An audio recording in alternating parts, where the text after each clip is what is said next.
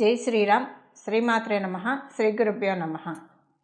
క్రోధి నామ సంవత్సరంలో ద్వాదశ రాశుల వాళ్ళకి రాశి ఫలితాలు, శుభరాశి ఫలితాలు. ఈ క్రోధి నామ సంవత్సరం ద్వాదశ రాశుల వాళ్ళకి ఏ విషయాల్లో ఏమేం మార్పులు తెచ్చిపెట్టబోతుంది, ఏ విషయంలో శుభ పరంపరను అందించబోతుంది, ఏ విషయాల్లో జాగ్రత్తల్ని హెచ్చరిస్తుంది, ఈ విషయాలన్నీ చూద్దాము. ముందుగా ఈ విషయాలన్నీ చూడటానికి ముందుగా అసలు ఈ క్రోధినామ సంవత్సరాల్లో గోచర గ్రహస్థితులు గోచర గ్రహాలు ఏ రాశుల్లో ఉంటూ ఈ ఫలితాలని మనకి ప్రసాదిస్తున్నాయి. ప్రథమంగా మేషరాశిలో గురు భగవానుడు సంచారం చేస్తూ ఉన్నాడు. మే 2 వరకు మేషరాశిలో ఉన్న గురు భగవానుడు ఆ తర్వాత నుంచి వృషభ రాశిలోకి ఆయన సంచారం చేస్తున్నాడు. అయితే ఈ సంవత్సరము సెప్టెంబర్, అక్టోబర్లో ఆయన వక్రిస్తాడు. వక్రించినప్పుడు ఒక 4 నెలలు వక్రగతిలోకి వెళ్తాడు. కన్యారాశిలో కేతు భగవానుడు ఈ సంవత్సరం మొత్తం సంచారం జరుగుతూ ఉంది. కుంభరాశిలో శనీశ్వరుడు సంచారము ఈ సంవత్సరం మొత్తం ఉంటుంది.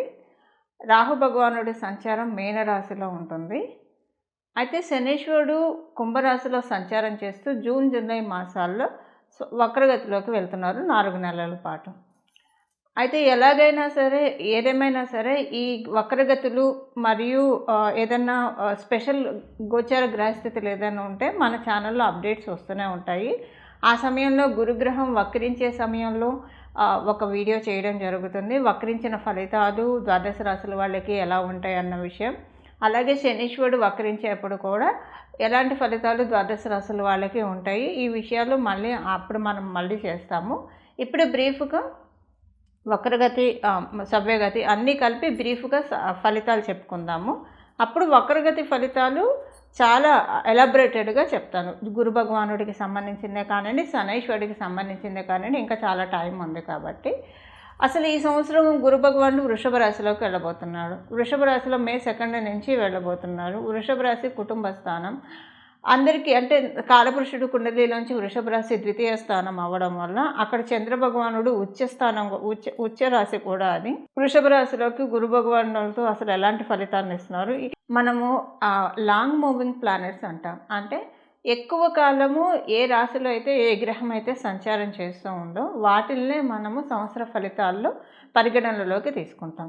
గురు భగవానుడు 1 year సంచారం చేస్తారు. రాహుకేతువులు 1.5 years సంచారం చేస్తారు. శనీశ్వరుడు 2.5 years సంచారం చేస్తారు. కాబట్టి మనం సంవత్సర ఫలితాల్లో ఈ 4 గ్రహాలని మేజర్గా ముఖ్య భూమికగా తీసుకుంటాం. ఇక మిగతా గ్రహాలు మనకి మాస ఫలితాల్లో తెలుసుకుంటాం. ఎందుకంటే సూర్యనారాయణమూర్తి నెలలో మారిపోతాడు, బుధుడు 25 రోజుల్లో మారుతాడు, కుజుడు 45 రోజులు ఇలాగ మారిపోతూ ఉంటారు. కాబట్టి వాళ్ళని మనం మాస ఫలితాల్లో వాళ్ళ గురించి మనం తెలుసుకుంటాం. అవి ఏ ఫలితాలు ఇస్తాయి అన్నది కూడా మనం మాస ఫలితాల్లో తెలుసుకుంటాం. అయితే ఇప్పుడు ఈ గోచార గ్రహస్థితులు మనం తెలుసుకున్నాం కదా, దీన్ని బట్టి ద్వాదశ రాశుల వాళ్ళకి ఎలాంటి ఫలితాలు ఈ గోచార గ్రహస్థితులు ప్రసాదించబోతున్నాయి అన్న విషయాన్ని మనం పరిశీలిద్దాం. కర్కాటక రాశిలో పుట్టిన వాళ్ళకి క్రోధినామ సంవత్సరం యొక్క ఫలితాలు. ముందుగా ఆదాయం, వ్యయం, రాజపూజ్యం, అవమానం. ఆదాయం 14, వ్యయం 2, రాజపూజ్యం 6, అవమానం 6. ఇవి ఆదాయ, వ్యయం మరియు రాజపూజ్యం, అవమానం. ఈ సంవత్సరం మీకు ఏ విషయాల్లో బాగా ఉంటుంది ఈ విషయాన్ని మనం చూద్దాం. ఈ సంవత్సరం మీకు పేరు బలం బాగా పెరుగుతుంది. మంచి కీర్తిని గడిస్తారు. అంటే ఒక్కొక్కసారి కీర్తి లక్ష్మితో పాటు ఎవరికైనా కీర్తి వస్తూ ఉంటే దాని వెనకే అపకీర్తి కూడా తోడుగా వస్తూ ఉంటుంది, అక్క చెల్లెలలాగా.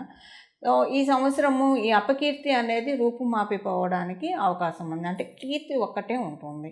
అందరూ కూడా మిమ్మల్ని బాగా రికగ్నైజ్ చేస్తారు. మీరు ఏ రెస్పెక్టివ్ ఫీల్డ్స్లో ఉంటున్నారో ఆ రెస్పెక్టివ్ ఫీల్డ్స్లో మీరు బాగా లైమ్లైట్లోకి వెళ్తారు.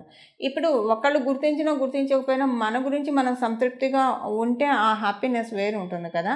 అలా ఈ సంవత్సరం మీకు డెఫినెట్గా ఈ సంవత్సరం మీకు ఖచ్చితంగా అనిపిస్తుంది. సంతానానికి చాలా శుభ సమయం ఈ సంవత్సరము. సంతానానికి కూడా కీర్తి లక్ష్మి వరిస్తూ ఉంది. వాళ్ళు విద్యల్లో రాణించడానికి, ఒకవేళ విద్యార్థినులు అయితే కనుక చదువుల్లో రాణించడానికి చాలా అనుకూలంగా ఉంది. వాళ్ళు ఒకవేళ ఏమన్నా ఉద్యోగం వ్యాపారం చేస్తుంటే అందులో బాగా రాణించడానికి, వాళ్ళకు ఉద్యోగం వ్యాపారం చేస్తూ ఉంటే అందులో రాణించడానికి కూడా చాలా చక్కటి అవకాశం ఉంది. ఈ సంవత్సరం మీకు మంత్రభావం చాలా బలంగా ఉంది. మీరు ఎంత వీలైతే అంత దైవనామస్మరణ, భగవన్ నామస్మరణ లేదా ఏదైనా మంత్రం మీరు జపిస్తూ ఉంటే ఆ మంత్రాన్ని ఎక్కువగా అనుష్ఠానం చేసుకుంటూ ఉండండి మర్చిపోకుండా. ఈ సంవత్సరం మీకు మంత్రభావం బాగా బలంగా ఉండడం వల్ల మంత్రసిద్ధి చక్కగా కలుగుతుంది. కొంతమంది మంత్రాన్ని తీసుకోవాలని ప్రయత్నిస్తూ ఉంటారు ఎవరైనా గురువుల దగ్గర. మీరు కనుక అలా ప్రయత్నిస్తూ ఉంటే మీ కర్కాటక రాశిలో పుట్టిన వాళ్ళు ఈ సంవత్సరం మీరు మంత్రం తీసుకోవడానికి మే 3వ తారీఖు తర్వాత నుంచి చాలా అనుకూలంగా ఉంది. మంత్రసిద్ధి బాగా కలుగుతుంది. ఫైనాన్షియల్గా మన ఆర్థిక వ్యవహారాల్లో మనం చూసుకుంటే కనుక ప్రశాంతంగా ఆరాట పోరాటాలు లేకుండా డబ్బులు రూట్ అవుతాయి ఈ సంవత్సరం మీకు. అంటే ఒక్కొక్కసారి మనము బాగా ఇప్పుడు లైఫ్లో మీరు వెనక్కి తిరిగి చూసుకుంటే కొన్ని సంవత్సరాలు ప్రశాంతంగా డబ్బులు సంపాదించుకున్న రోజులు ఖచ్చితంగా ఉంటాయి ప్రతి ఒక్కళ్ళ లైఫ్లో. అలా ఈ సంవత్సరం కర్కాటక రాశిలో పుట్టిన వాళ్ళందరికీ కూడా ప్రశాంతంగా డబ్బులు సంపాదించుకున్న ప్రతి రూపాయి కూడా సద్వినియోగం చేసుకోవడానికి. ఎందుకంటే ఈ సంవత్సరం మీ ఆలోచనలు ఎలా ఉంటాయి అంటేనండి, మీకు పంచమ స్థానం మీద గురు భగవానుడు దృష్టి పెట్టాడు, లాభస్థానంలో ఉంటూ దృష్టి పెట్టాడు. అందువల్ల అక్కడ శనీశ్వరుడు కూడా మీకు వృశ్చిక రాశి మీద, పంచమ రాశి అని వృశ్చిక రాశి మీద దృష్టి పెట్టడం వల్ల మీకు ఆలోచన ఎక్కువగా ఏముంటుందంటే ఏం చేస్తే డబ్బులు ఖర్చు అంటే మిస్యూజ్ అవ్వకుండా ఉంటాయి, ఎలా డబ్బుల్ని సేవ్ చేసుకోవాలి, వేటిల్లో పెడితే డబ్బులు చక్కగా ఉంటాయి, వేటిల్లో పెడితే డబ్బులు నాశనం అవుతాయి. ఈ క్లారిటీ, ట్రాన్స్పరెన్సీ మీకు చాలా బాగా వస్తుంది. మెయిన్ ఫ్యామిలీ గురించి ఆలోచన ఎక్కువ అవుతుంది. ఫ్యామిలీకి ఏదైనా చేయాలి, కుటుంబానికి ఎలాగైనా ఏదో ఒకటి తోడ్పాటునివ్వాలి అన్న ఆలోచన, ఆతృత మిమ్మల్ని నుంచోనేదు. సేవింగ్స్ దిశగా మిమ్మల్ని అడుగులేయించే వరకు కూడా ఈ ఆలోచన మిమ్మల్ని వదిలిపెట్టదు. అంటే ఒక్క మాటలో చెప్పాలంటే సేవింగ్స్ మోడ్ స్విచ్ ఆన్ అవ్వడానికి ఈ సంవత్సరం చాలా అనుకూలంగా ఉంది. మీ జ్యేష్ఠ సోదరులతోటి చాలా అనుకూలమైన పరిస్థితులు మీకు ఉంటాయి. వాళ్ళతోటి మీకు హ్యాపీ మూమెంట్స్ ఎక్కువగా ఉంటాయి. అలాగే మీ మీకు కనుక జ్యేష్ఠ సోదరులు లేకపోతే, అంటే బయోలాజికల్గా లేకపోతే, రక్త సంబంధికులు లేకపోతే కనుక ఇక్కడ కజిన్స్ తోటి బాగా ఉంటుంది. అప్పుడు మీకు ఇంకొక ప్లస్ ఏంటంటే, మీకు రక్త సంబంధికులైన సోదరులు లేకపోతే, జ్యేష్ఠులు లేకపోతే కనుక కజిన్స్తో ఎలాగో బాగుంటుంది.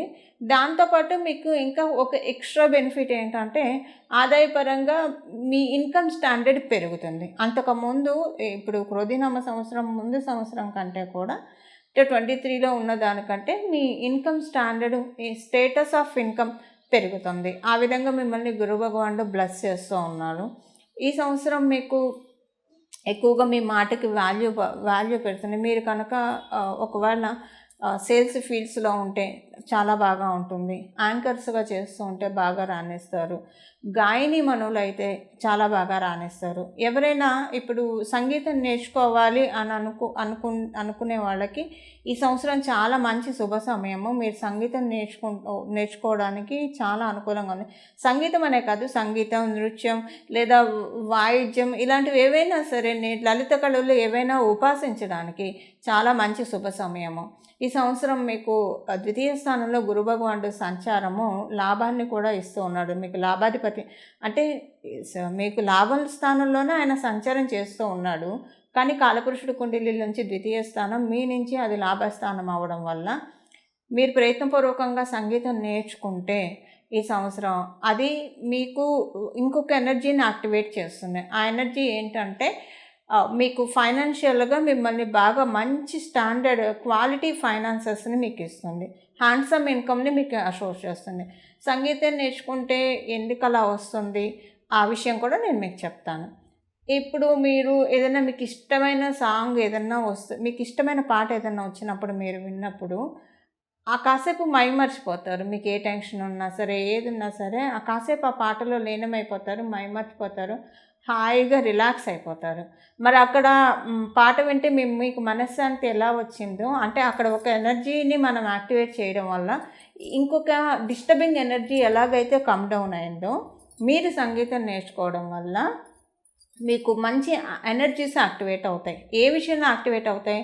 అది ఫైనాన్షియల్ రూట్కి దారితీస్తుంది. అంటే ఆర్థికంగా చాలా మంచి పురోభివృద్ధిని సాధించడానికి శుభంగా ఉంటుంది సంగీతం నేర్చుకుంటే. ఒకవేళ సంగీతం నేర్చుకోకపోయినా కూడా అవకాశం ఉంది. కాకపోతే సంగీతం నేర్చుకుంటే మూడింతలు ఎక్కువగా అవకాశం డెఫినెట్గా ఉంటుంది. నాదోపాసన చేయాలి.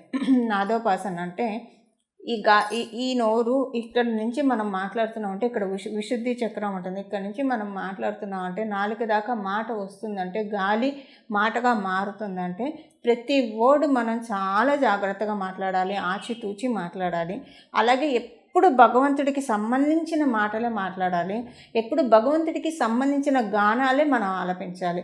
ఇప్పుడు కనుక మీరు సంగీతం నేర్చుకోకపోయినా చాగరాయ కృతిలో, అన్నమాచార్య కృతిలో ఇలాంటివి ఏవైనా సరే, విష్ణు సహస్రమో, లలిత సహస్రమో, భగవద్గీత ఇలాంటివి ఏవైనా మీరు పాడడానికి ప్రయత్నిస్తూ ఉండండి. అది కూడా మీకు ఇన్కమ్ని చాలా బాగా పెంచుతుంది. ఇది ఒక రెమెడీగా కూడా మీరు భావించండి. నేను రెమెడీ చెప్తాను ఇప్పుడు ఎలాగైనా, బట్ ఇది కూడా మీకు ఒక రెమెడీ అన్న విషయాన్ని మీరు మర్చిపోకండి.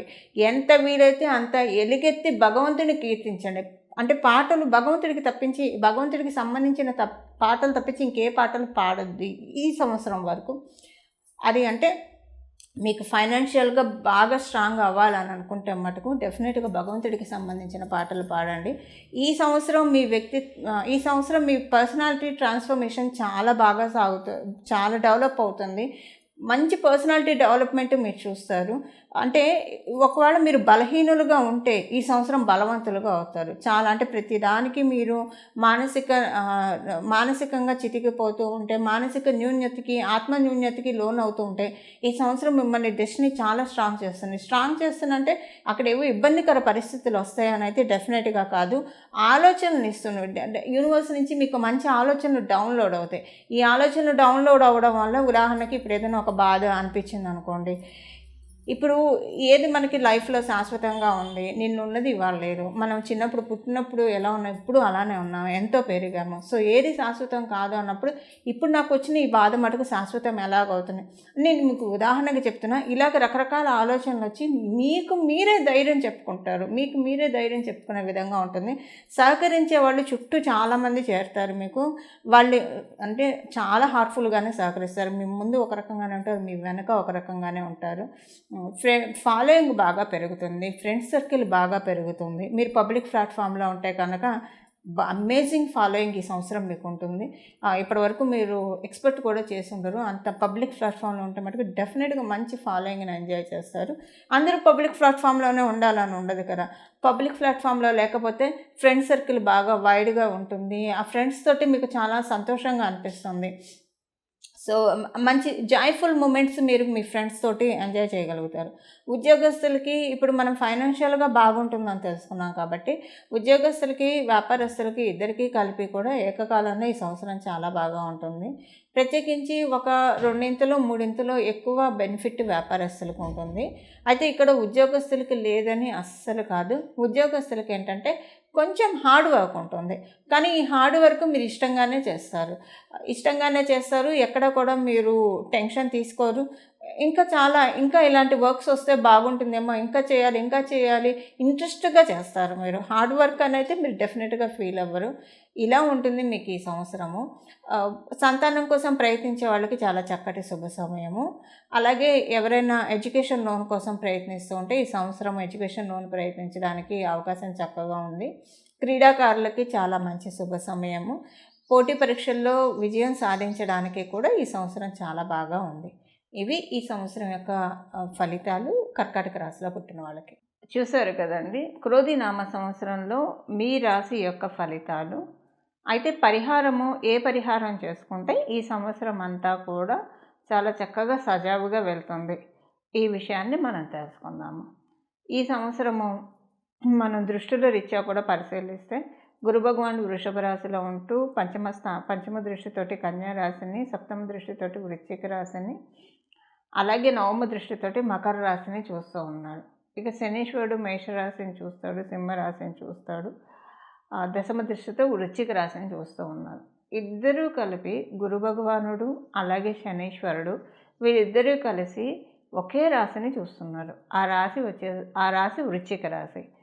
ఈ సంవత్సరము అయితే వీళ్ళిద్దరూ కలిసి ఎక్కడున్నా, వీళ్ళిద్దరూ కలిసి ఏ స్థానం మీద దృష్టి పెట్టినా ఆ స్థానము మీ జన్మకుండలిలో ఏదవుతుందో ఆ విషయంలో కొన్ని మంచి మార్పులు చోటు చేసుకుంటాయి. ఉదాహరణకి మీది మేషరాశి అయిందనుకోండి. అంటే మనం ఏదవుతుందో దాని ఫలితాలు ఆల్రెడీ నేను చెప్పాను కదా! దానికి సంబంధించి ఒకవేళ చెడు ఫలితాలుంటే తగ్గించుకోవడానికి. అంటే చెడు ఫలితాలైతే ఉండదు. ఇది బ్యాలెన్స్‌డ్‌గా అన్నా ఉంటుంది. లేదంటే ఒక మంచి మార్పన్నా తెచ్చిపెడుతుంది. సో, ఏ ఫలి ఈ ఈ మంచి మార్పు ఇంకా మీ మీ జన్మజాతకం సపోర్టింగ్‌గా లేకపోతే కనుక, ఈ మంచి మార్పుని సుస్థిరం చేసుకోవడానికి, మంచి మార్పు యాక్టివేట్ చేసుకోవడానికి చేయాల్సిన పరిహారం మనం ఒకసారి పరిశీలిద్దాం.